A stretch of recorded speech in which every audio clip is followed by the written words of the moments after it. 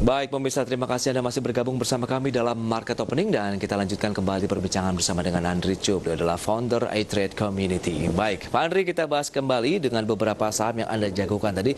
Sektor perbankan, Bank BNI ini bisa menjadi pilihan investasi untuk jangka menengah karena peluangnya sebenarnya ini sudah terdiskon cukup banyak begitu dari level-level sebelumnya di sekitar 10 ribuan, sekarang berada di level 5 ribuan. Sebenarnya kalau kita bicara mengenai investasi jangka panjang, current price kita boleh masuk di Bank BNI tadi begitu ya Pak Andri ya?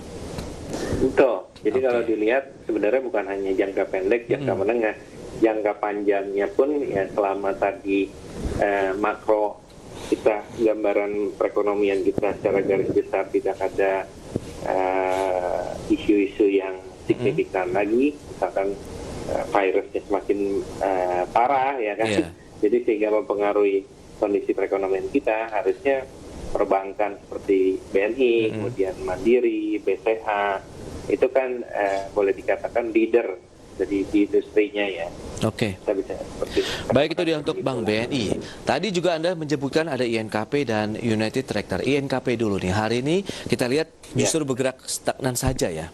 Indah Kiat Pulp and Paper di 9475. Seberapa menarik? Memang kalau kita lihat dalam 1 bulan terakhir trennya naik terus nih. Tapi apakah sudah cukup tinggi levelnya menurut Anda atau belum? Nah, ini INKP ini sangat menarik ya. Kalau kita perhatikan story-nya di tahun 2017, 2018. Kemudian mulai turun 2018, 2019. Bayangkan harganya dari kisaran 1.000-2.000-an naik sampai 20.000 di 2017 ya. Nah, jadi kalau kita melihat level tertingginya di 20.000-an, kemarin turun kembali di angka levelnya 4.000 atau bahkan 3.000-an, sekarang di 9.000. Jadi dari April level 3.000 ke 9.000 itu sudah 3 kali lipat, Mas Bram. Nah, kan? Jadi kalau kita melihat, kelihatannya secara jangka pendek dan menengah saham ini mulai naik kembali ya. Saya belum lihat adanya penurunan yang signifikan ya. Bahkan kemarin di bulan Juli Agustus itu pun turunnya hanya 1 bulan, mungkin lebih ke arah profit taking ya, dari level 8.000 ke 7.000-an. Tapi kemudian diangkat atau naik kembali sampai menembus level 9.000-nya, sekarang di 9.500-an. Betul. Kalau kita lihat pergerakan year to date ini Pak Andri, naik terus benar. Kita lihat dalam sepanjang tahun saja year to date begitu, level-level 9.600-an itu juga level tertinggi yang dicapai ya di sepanjang tahun 2020. Nah itu dia, apakah level ini menurut Anda sudah menjadi batasan yang cukup kuat untuk itu akan menjadi level tahanan berikutnya kemudian nanti akan terkena aksi profit taking, atau justru Anda melihat peluang bahwa dari INKP ini akan terus menembus level-level barunya lagi? Karena memang kita lihat polanya sih pada saat dia naik kencang itu kencangnya cukup lama begitu, tapi kan khawatir ada pelemahan cukup dalam juga yang harus dirasakan oleh masyarakat investor tentunya di saham ini. Jadi gini, ini ada level sekarang kan di 9.500 ya. Kalau berdasarkan historicalnya, dengan kata lain grafis atau technicalnya, ini ada level selanjutnya di 10.100-an menjadi level batas atas atau resistance selanjutnya. Jadi potensial upside terdekatnya itu atau potensial kenaikannya itu ada di kisaran tadi 9.500 sekarang sampai ke 10.100-an, berarti sekitar 600-an. Tapi kalau kita melihat batasan bawahnya, supportnya selama 1 minggu ini sajalah kita lihat, kemarin terutama di level terdekatnya supportnya di 8.500-an. Jadi support dengan resistance ini kurang lebih hampir sama ya jaraknya, 500 kemudian 500 juga. Jadi risk dan reward itu sama, 1 berbanding 1 untuk trading jangka pendek. Nah, kalau kita melihat jangka panjang, ya saya melihat masih ada potensial upside ya, walaupun ada level batasan atas resisten terdekat tadi di 10.100. Baik, itu dia pergerakan dari INKP. Tapi biasanya bicara dengan INKP ada TKIM juga. Ini kalau TKIM tidak Anda rekomendasikan, Pak Andri? Untuk saat ini belum, saya melihat baru INKP. Baru INKP saja ya. Oke, selanjutnya ada United Tractor juga Anda rekomendasikan bagaimana? Apakah ini lebih kepada karena sektor komoditasnya kah atau memang ada trigger lain yang menurut Anda secara fundamental juga mendukung untuk kita mengambil posisi beli dari UT? Karena hari ini minus 0,53%. Ya, Kalau UT ini memang fundamentally memang kita tahu anak perusahaan dari Astra ini grup yang boleh dikatakan cukup prudent ya. Betul. Dari namanya, kemudian juga di bursa ini grup besar lah ya. Okay. Kalau kita melihat UT ini juga menarik pergerakannya karena sejak 2018 sebenarnya dia downtrend ya, tapi ada kenaikan sedikit. Mungkin kemarin di level terendahnya 2019, 2020 ya, sempat di angka 11 ribuan ya, itu turunnya kan cukup signifikan dari level tertingginya 40 ribuan. Jadi kurang lebih 70% ya penurunannya dari 2018 ke 2020 di era pandemi kemarin. Jadi menjadi menarik saham ini, kelihatannya ini awal kenaikannya ya kalau saya melihat dari posisi entry berapa yang the best-nya bisa Anda sarankan untuk UT? Untuk entry the best-nya ya? Untuk saat ini sih sebenarnya masih boleh. Masih boleh. Saya katakan sebenarnya lebih ke tahan dulu ya. Jadi kalau saya melihatnya mungkin kita cari harga. Nanti kita lihat beberapa hari ke depan nih masih ada potensi koreksi sebenarnya. Tapi saya melihat ya kalau dia support jangka menengahnya selama kita lihat dari April sampai Agustus itu ada di level 19.000, 20 ribuan ya. Tapi ini kan kenaikannya sudah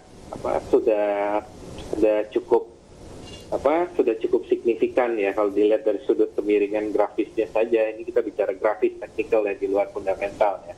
Jadi sudah tegak lurus. Jadi kita harapkan adanya koreksi dulu lah, koreksi jangka menengah atau betul. Karena memang kita lihat hari ini sudah mengalami pelemahan begitu. Lebih kepada aksi profit taking atau tidak sih? Karena memang sudah cukup kencang sebenarnya lari dari pergerakan UT dalam beberapa waktu terakhir ini.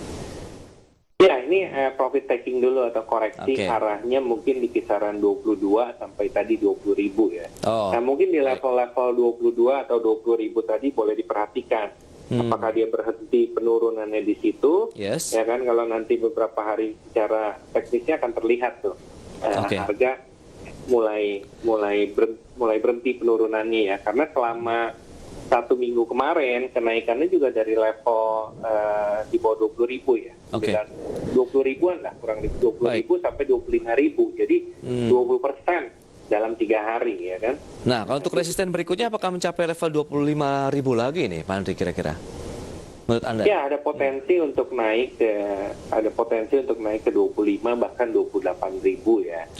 Dengan catatan tadi memang betul kalau secara grafis itu bisa menembus level 25.175-nya. Baik, itu dia. Tapi beberapa hari ke depan saya melihat ini masih cenderung koreksi untuk United Tractor. Tapi bukan berarti tidak menarik untuk diperhatikan. Beberapa saham pilihan yang dimiliki oleh Andri Chu, diantaranya Bank BNI, kemudian INKP dan United Tractors dengan peluang lebih kepada untuk jangka pendek, kemudian menengah panjang pun masih boleh. Nah, tadi ada beberapa yang sudah kita bahas, ada Global Mediacom, TBK atau BMTR hari ini masuk dalam deretan top gainers kembali ini Pak Andri dan juga pemirsa IDX Channel dengan kenaikan 12,88% di level 298. Anda melihat memang peluangnya akan terus melaju kah untuk pergerakan dari BMTR tadi? Bahkan sekarang sudah 13,64% ini di level 300, semakin kencang. Iya, kalau BMTR dan MNCN ini kan baru kemarin ya kenaikan signifikan, sehingga kecenderungan untuk naik atau probabilitas naiknya hari ini masih cukup besar. Kalau saya melihat paling tidak jangka pendek, jangka menengah saham ini masih bisa diperhatikan. Tapi kalau kita melihat jangka panjang, nanti kita kan harus melihat kinerjanya lagi di kuartal ketiga atau di kuartal keempat. Apakah dari tadi pendapatan atau labanya seperti apa? Baik, tapi kalau kita lihat dengan beberapa pergerakan saham seperti ini, sebenarnya strategi bagi masyarakat investor, apakah kita tetap menyasar ataupun menjadikan pilihan investasinya adalah saham-saham big cap saja, atau sebenarnya kita bisa masuk ke dalam second liners kah atau third linersnya? Nah, itu pertanyaan yang sangat bagus sekali. Itu dikembalikan kepada strategi masing-masing investor. Apakah risk profile-nya itu agresif, moderat, atau konservatif, ya kan? Baik. Nah, kalau kita melihat tadi saham, misalkan kalau kita konservatif atau moderat, mungkin kita hanya masuk pada saham-saham yang blue chip atau saham-saham yang big cap seperti misalkan BCA, Mandiri, kemudian Astra, Indofood, Unilever dan lain sebagainya yang namanya terkenal. Tapi kalau misalkan Anda seorang investor atau trader yang memiliki kapasitas dan pengalaman cukup baik, mengerti bagaimana menilai fundamental dari suatu perusahaan, paham bagaimana caranya membaca pergerakan saham dengan grafik dan lain sebagainya, ya boleh-boleh saja untuk misalkan mengalokasikan beberapa persen sesuai dengan resiko yang terukur. Seperti itu jawabannya.